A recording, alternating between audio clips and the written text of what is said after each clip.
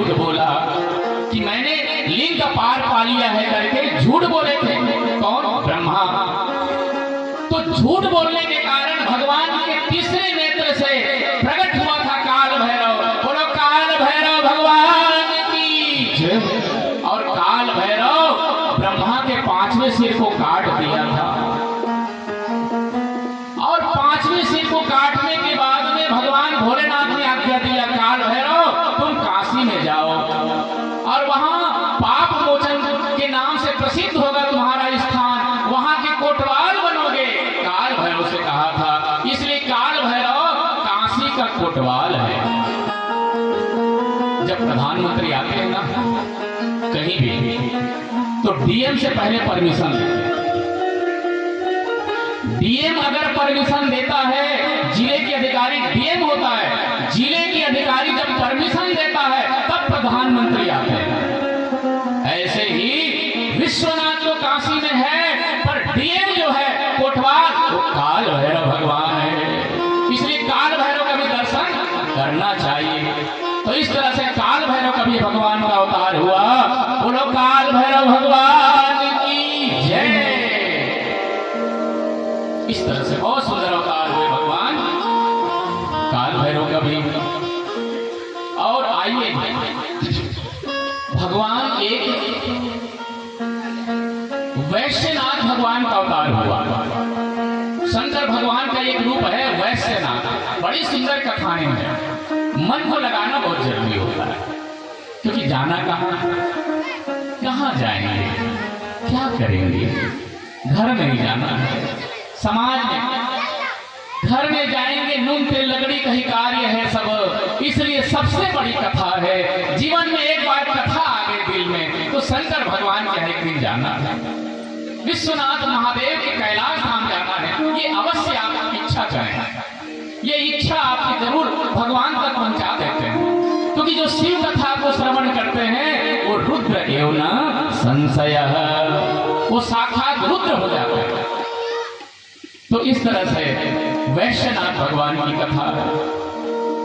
एक गणिका था, देखो भगवान किस पर कृपा नहीं करते, यहाँ देखो किस पर कृपा नहीं करते मेरे सरकार। ठीक है, ठीक है, किसी का जन्म उस जगह में हो जाता है जो गलत कार्य में लग जाते हैं, लेकिन इसमें उसका क्या दोष है। तो गणिका यानी वेश्या के यहाँ भगवान शिव जाते हैं। उस वेश्या का नाम था महानंदा। क्या नाम था? महानंदा। महानंदा बड़ी शिव भक्ता थी, शिव भक्ता थी। तो गले में रुद्राक्ष पहना करके मुर्गा को और बंदर को नचाया करती थी। कहो शिव शिव शिव शिव शिव शिव शिव कहते हुए नचाया करती थी महानंदा। तो भगवान परीक्षा लेने के लिए सरकार गए, कहते ना चीटी के पग नेवर बाजे सो भी साहिब सुनते हैं।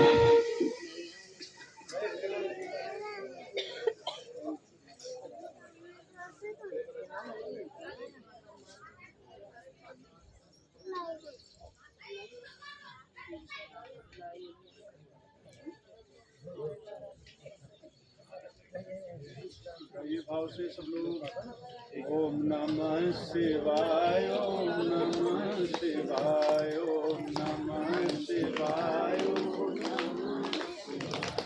ओम नमः शिवाय, ओम नमः शिवाय,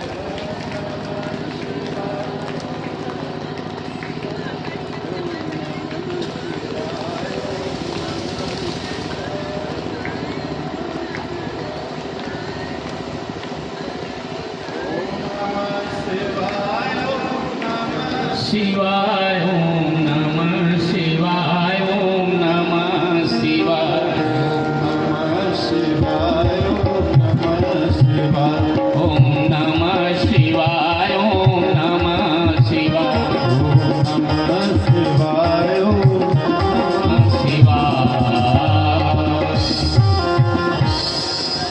तो चीटी के पग नेवर बाजे सो भी साहिब सुनते। छुप के जब पाप करते हैं तो दिल की धड़कन बढ़ जाया करते हैं। हम जब छुप के पाप करते हैं ना, कोई नहीं देखते, फिर भी दिल की धड़कन बढ़ जाता है। और छुप के जब पुण्य करते हैं, छुप करके पुण्य करते हैं, दान करते हैं छुप करके, फिर भी प्रशंसा बढ़ जाती है। क्योंकि जगत में जगदीश्वर रहते हैं, ये जगत में जगदीश्वर है, ये आकाश में जगदीश है। तो इस तरह से भगवान दया के सागर, करुणा के सागर भोलेनाथ। एक बार लक्ष्मी ने कहा, दौड़ते हुए कहाँ जा रहे हैं आप? भगवान विष्णु से कहा। और विष्णु भगवान कहाँ जा रहे हैं?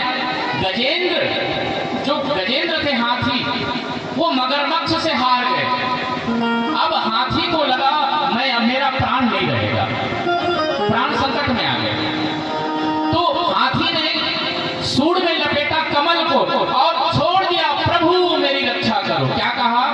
प्रभु मेरी रक्षा करो। नाम किसी का नहीं लिया, लेकिन क्या कहा? प्रभु मेरी रक्षा करो। अब कहते हैं ना, जिस जगह में, जिस घर में कोई मालिक नहीं होता, उस मालिक का नाम होता है सरकार। सरकार अपने कब्जे में ले लेता है। जिस जगह का कोई मालिक नहीं, उसके कब्जे में, वो कब्जे किसका होता है? सरकार का हो जाता है। तो भगवान नारायण ने देखा ये मेरा ही नाम लिया है। देव राजेंद्र ने कहा ये तो मेरा नाम नहीं लिया, अगर मेरा नाम लिया हो तो मैं चला जाता।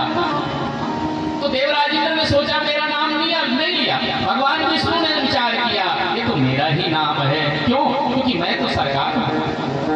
भगवान विष्णु दौड़े, जैसे ही दौड़े लक्ष्मी मैया ने कहा कहां जा रहे हैं? तो भगवान विष्णु के मुख से निकला हा, और ही निकले गजेंद्र के पास ही। माने जो भगवान हाथी भी नहीं कह सके लक्ष्मी मैया को, इतनी जल्दी में थे नारायण, वो हाथी भी नहीं कह सके, वो सीधे गए। तो गरुड़ ने कहा सरकार सरकार रुक जाओ रुक जाओ, मैं भी साथ चलता हूं। भगवान नारायण ने कहा तुम रुक, कोई बात नहीं कोई बात नहीं, मैं चलता हूं। फिर कहा सरकार, तुरंत बैठे भगवान और पहुंचे कहा? गजेंद्र के पास में, और ग्रह के सर को धड़ से अलग कर दिया। तब निकले थी। इतना जल्दी में थे भगवान नारायण कि हाथी भी नहीं कह सका लक्ष्मी को। उस भगवान को छोड़ के हम कहां जाएंगे? सोचो, हम किसके शरण में जाएंगे? जो भगवान हाथी भी नहीं कह सका लक्ष्मी को, इतनी जल्दी से किसी की पीड़ा नहीं देख सके, वो भगवान द्रौपदी के चीर हरण को बचाने वाले हैं, द्रौपदी की लाज बचाने वाले हैं वही भगवान। तो ऐसे ही शंकर भगवान महानंदा के पास ले जाते हैं। महानंदा गणिका के पास ले जाते हैं, और वैश्यनाथ भगवान के पास में बड़ा सुंदर हाथ में कंगन पहने हुए थे भगवान भोलेनाथ। महानंदा ने देखा, बहुत सुंदर भगवान भोलेनाथ को देखा, वो पहचान, वो तो वैश्य रूप में गए थे, वैश्य व्यापारी के रूप में थे भगवान भोलेनाथ। किसके रूप में? वैश्य व्यापारी के रूप में। जैसे ही भगवान वैश्यनाथ पहुंचे नंदा के पास में, नंदा ने बहुत सुंदर स्वागत किए भगवान को, और महानंदा ने कहा प्रभु मुझे कंगन दे दो, आपकी कंगन बहुत सुंदर है, ओम नमः शिवाय लिखाए हुए थे, तो मुझे एक कंगन दे दो। भगवान भोलेनाथ ने कहा देवी मैं तुझे कंगन दे दूंगा, आप मुझे क्या दोगे? तो महानंदा ने कहा मैं तो गणिका हूं, एक वैश्य हूं, तो मैं तो केवल आपको 3 रात के लिए पति मान सकती हूं। अब वो काम वही करती थी बेचारी, वो चली आ रही थी परंपरा से, लेकिन वो बड़ी शिव भक्त थी। तो भगवान भोलेनाथ परीक्षा के लिए पहुंचे थे वैसे तो भगवान शंकर ने कहा देवी मैं तुझे ये कंगन दे देता हूं, साथ में मैं शिवलिंग देता हूं, ये मेरा शिवलिंग है, ये शिवलिंग को संभाल के रखना। ये शिवलिंग को अगर कुछ हो जाता है, नष्ट हो जाते हैं, तो मैं भी नहीं रह पाऊंगा। शंकर भगवान ने कहा, वैश्यनाथ ने कहा जो आगे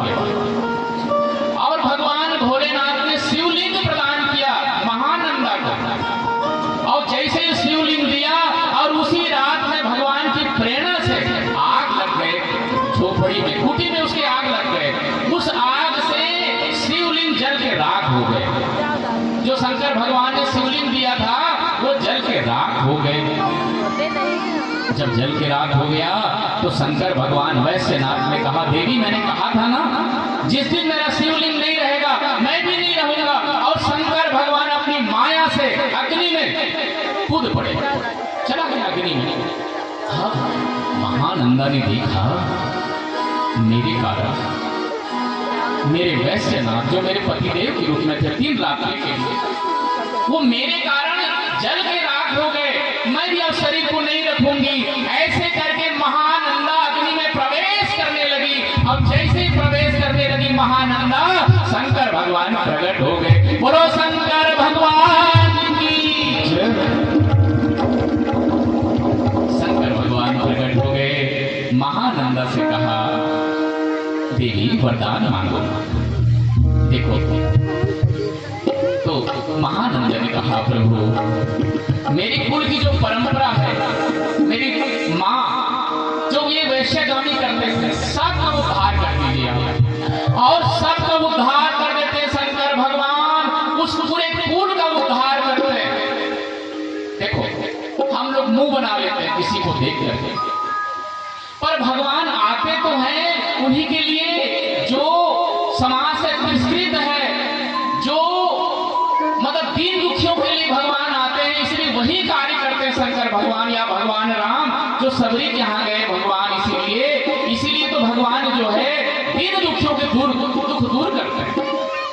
यही कारण से, केवल प्रेम के कारण, क्योंकि प्रेम में भगवान पहुंच जाते हैं, चाहे महानंदा भी क्यों न हो, और सबका उद्धार करते हैं। मुरारी बापू ने रामायण की कथा सुनाई अयोध्या जी में, बहुत पहले की बात है।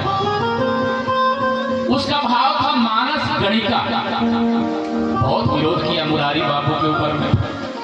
उस समय बहुत विरोध हुआ कि अरे गणिका के पास में क्यों जा रहे हैं। तो मुरारी बापू जो है गणिकाओं के यहाँ जा करके कहा, तुम लोग रामायण कथा सुनने आओगे। सबको बुलाया, रामायण कथा सुनाए। बहुत लोगों ने विरोध किया, एक गणिका है करके, लेकिन मुरारी बापू की कथा सुन करके सब गणिका अपने सुंदर सच्चरित्रवान हो गए और उनके बाल गोपाल को मुरारी बापू पढ़ाए लिखाए। तो जो मुरारी बापू को विरोध किए हैं, क्या वो शंकर भगवान का विरोध कर सकते हैं? नहीं। इसलिए कहते हैं ना, समरथ कहूं नहीं दोष गोसाई, रवि पावक सुर सरी की नाई। समरथ कहूं नहीं दोष गोसाई, रवि पावक सुर सरी की नाई। रवि पावक सुर सरी की नाई। रवि पावक सुर सरी की नाई। तो सबसे मुझे याद रखिएगा, प्रेम सगाई। भगवान जो है जब आए कहाँ, अयोध्या में 14 वर्ष की वनवास के बाद में जब भगवान आए तो लोग पूछते थे, भगवान से कहते थे कि आपको कौन अच्छा लगा, किसको याद करते हैं आप? तो भगवान राम कहते हैं, और किसी को याद नहीं करते, केवल 2 को याद करते थे राम। किसको? मिली मुनि वृंद फिरत दिन दंडवन, सो चर्चा न चलाई, 12 बार गीत सबरी की, वर्णत प्रीति सुहाई। भगवान राम को बड़े बड़े राजा मिले, बड़े बड़े संत मिले, लेकिन राम को केवल याद थे सबरी और गीधराज जटायु। ये दोनों को भूल नहीं पाया, और जैसे को याद दिलाते थे आंख में आंसू की धारा बह जाता। राम इतना करुणा सागर राम, क्यों सबरी को इतना याद करते थे, क्यों गीधराज जटायु को? इसलिए वो अधम थे करके लोग तिरस्कार करते थे। याद रखना, जिसको ज्यादा तिरस्कार करते हैं समाज, उसे भगवान ज्यादा याद करते हैं, उसे उसके, क्योंकि इसलिए तिरस्कार होने के बाद में भी भक्ति नहीं छोड़ती है, भक्ति नहीं छोड़ते हैं। गिद्ध को कौन चाहते हैं बताओ? सबरी जैसे अधम महिला को कौन चाहते हैं? उसी को भगवान ज्यादा चाहते हैं। इसलिए जाति का कभी घमंड नहीं करना, केवल भक्ति को धारण कर लेना। भक्ति है वहां सब शक्ति है, उसी में आनंद है। तो भगवान की आंखों में आंसू की बात आ जाता। एक बात भगवान राम को कौशल्या माँ ने प्रसाद बना के खिलाया, 56 भोजन। कौशल्या माँ ने कहा, राघव भोजन कैसे, स्वाद कैसे भोजन? माँ बहुत स्वाद थे, बहुत ज्यादा स्वाद थे माँ, किंतु चुप हो गया। सीता मैया ने श्रवण सुना, ये किंतु क्या है? राघव में बड़ा परिवर्तन आ गया है, किंतु क्या? गुरु माँ अरुंधति ने बहुत बढ़िया भोजन बनाए राघव के लिए, और अंत में अरुंधति माँ ने कहा, गुरु माँ ने, राघव भोजन कैसे है, भोजन का स्वाद कैसे है? बहुत अच्छा भोजन है माँ, किंतु बड़ा परिवर्तन आ गया। सीता मैया ने कहा, मेरे राम में इतना परिवर्तन कैसे आ गया? सुनैना मैया ने भोजन जनकपुर में बुलाए। सुनैना मैया भगवान राम को ससुराल में गया राम, और वहां सुनैना मैया ने बड़ा सुंदर भोजन बनाए और पूछा राम से, राम ये राघव मेरा भोजन कैसे था, प्रसाद कैसे है? प्रसाद बहुत अच्छा स्वाद है माँ, बहुत अच्छा है। किंतु इस बार सीता मैया से रहा नहीं गया। सीता मैया ने कहा, राघव हे रघुनाथ, हे करुणा निधान, आपने ये किंतु क्यों कहा, बार बार किंतु कहा, आखिर कारण क्या? तो सीते सुनो, स्वाद का कोई नाम लेते हैं ना, वो स्वाद जो है, जो स्वाद सबरी के जूठे पेड़ में थे, वो मुझे आज तक आनंद नहीं आया कहीं। स्वाद नाम तो केवल सबरी के जूठे पेड़ में थे। सोचो, क्या वो जूठा भी है? नहीं, वो प्रेम में इतना ज्यादा होते हैं कि वहां जूठा रह ही नहीं जाता। वो राघव हमेशा सबरी के बेर को याद करते हैं। कहते हैं, हे सीते, कोई स्वाद जब कहते हैं तो मुझे सबरी के बेर में अमृत झलकते हैं, इसलिए मेरी आंख में आंसू आ जाते हैं सबरी के प्रति। इतना राम का प्रेम है, तो इसलिए हमेशा याद करते थे। जो विदुरानी के छिलके में आते थे आनंद, केले के छिलके में, वो कृष्ण को रुक्मणी के भोजन में भी आनंद नहीं आया। ऐसे भगवान का प्रेम है। आइए थोड़ा भजन का आनंद लेते हैं। सबसे ऊंची प्रेम सगाई, सबसे ऊंची प्रेम सगाई, सबसे ऊंची प्रेम सगाई, सबसे ऊंची प्रेम सगाई।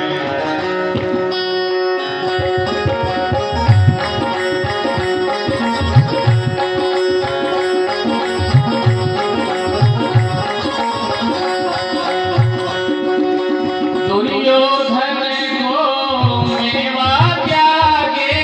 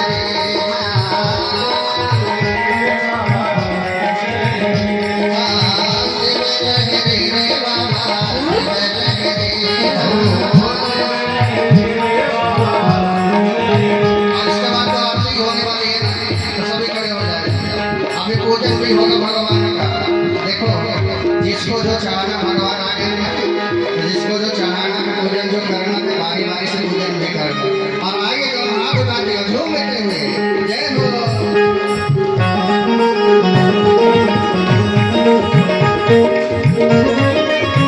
पूजन करे सभी करे